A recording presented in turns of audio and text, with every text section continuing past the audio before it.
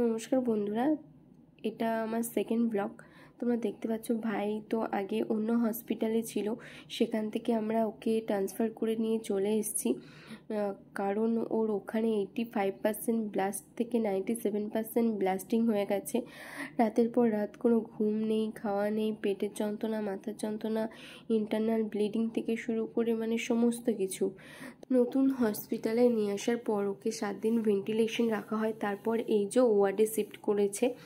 তো দেখতে পাচ্ছ এখন একটা কেমো চলেছে ওর। তো এখন শরীরটা অনেকটা টায়ার্ড, ওই জন্য দূর থেকে আমরা কাছে যাইনি আর দেখতেও পাইনি এতদিন। তো এখন ভীষণ টায়ার্ড আছে। জানি না, আমি এই কারণে ভিডিওটা করেছিলাম বাড়ির লোকদেরকে দেখানোর জন্য, তো সেটা ভিডিওটা থেকে গেছিলো গ্যালারিতে, তোমাদের তাই দেখাতে পাচ্ছি।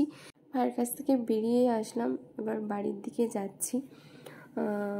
ভিজিটিং আওয়ার্সে ওখানে অ্যালাউ করে, আদার্স টাইম অ্যালাউ করে না। তো ভিজিটিং আওয়ার্সে ভাইয়ের সঙ্গে দেখা করতে গেছিলাম। এটা আমার ভাইয়ের ফার্স্ট কেমো ছিল, তাই একটু চিন্তাও হচ্ছিল। আগে চলে এসেছিলাম ভাইয়ের কাছে, তো কোনোদিন ভাবতে পারিনি যে এরকম পরিস্থিতির সম্মুখীন হতে হবে।